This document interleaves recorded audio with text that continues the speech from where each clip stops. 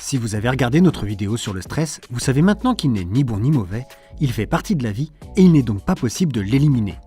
Alors comment on fait ? Tout d'abord, il faut pouvoir identifier son stress ainsi que les cercles vicieux qui nous guettent quand on est face à une situation stressante. Exemple.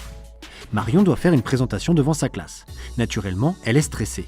Elle se dit qu'elle n'y arrivera pas, que tout le monde va se moquer d'elle. Ses pensées vont générer des émotions, de la honte, de l'angoisse. Et ces émotions vont elles-mêmes avoir une incidence sur son comportement. Les mains qui tremblent, la bouche sèche, une accélération du rythme cardiaque. Et au final, Marion a deux solutions. Soit se confronter à la situation et faire sa présentation malgré tout, soit fuir la situation et ne pas entrer dans la salle. Bien évidemment, chacun de ces comportements va avoir des conséquences qui vont avoir une influence sur la gestion prochaine d'une même situation de stress. Si Marion ne fait pas sa présentation, elle saura qu'elle n'a pas su faire face à la situation, que le « je n'y arriverai pas » est le plus fort. Cette fuite pourra l'amener à une baisse de l'estime de soi. La fois suivante, face à une situation de stress identique, elle sera de nouveau dans la même difficulté, risque encore de fuir, etc., etc.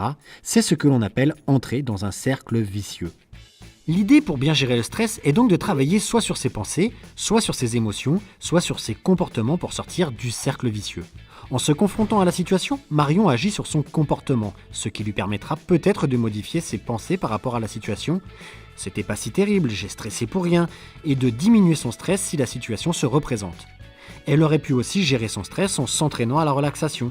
Il existe de nombreuses méthodes pour gérer son stress.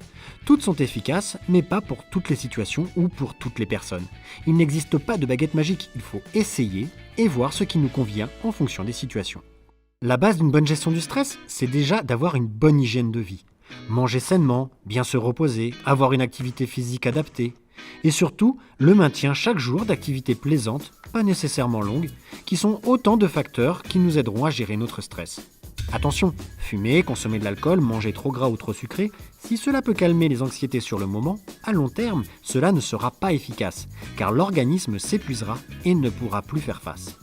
Autre méthode pour arriver à une meilleure prise de décision en situation de stress, la relaxation. Pour qu'elle soit efficace, il faut la pratiquer régulièrement, dans un endroit calme, pour pouvoir bien la maîtriser et pouvoir en bénéficier dans les moments importants. Pour gérer son stress, on peut aussi utiliser la technique de la focalisation de l'attention. On choisit un objet dans son environnement et en le regardant, nous le détaillons très fortement. Ensuite, on fait le même exercice en fermant les yeux. L'idée est par cette technique de mettre à distance les pensées et émotions sources de stress.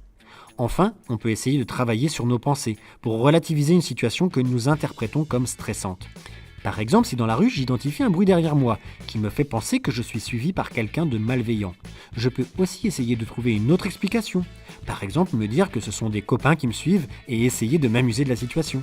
C'est ce qu'on appelle les pensées alternatives qui nous permettent de prendre du recul et d'agir ainsi directement sur notre stress. Ces pensées alternatives sont des hypothèses possibles à prendre en considération. Une des méthodes afin de trouver ces hypothèses est de se poser 3 questions. Que penserait un ami bienveillant dans la même situation ? Si j'étais un observateur extérieur à la situation, qu'est-ce que je penserais ? Quand je serais rentré chez moi et que je ne serais plus sous le coup de l'émotion, mais bien tranquille, qu'est-ce que je me dirais en repensant à cette situation ? À chaque fois que vous avez des pensées stressantes, essayez ce petit exercice et observez comment il agit sur votre stress. En résumé, pour gérer son stress, il faut être en mesure d'identifier les situations qui vont en apporter. Ensuite, il faut essayer de gérer ses pensées, émotions et comportements face à ces situations, par des techniques et des stratégies propres à chacun. Surtout, si cela ne fonctionne pas, il ne faut pas hésiter à aller consulter un professionnel de santé. Il vaut mieux consulter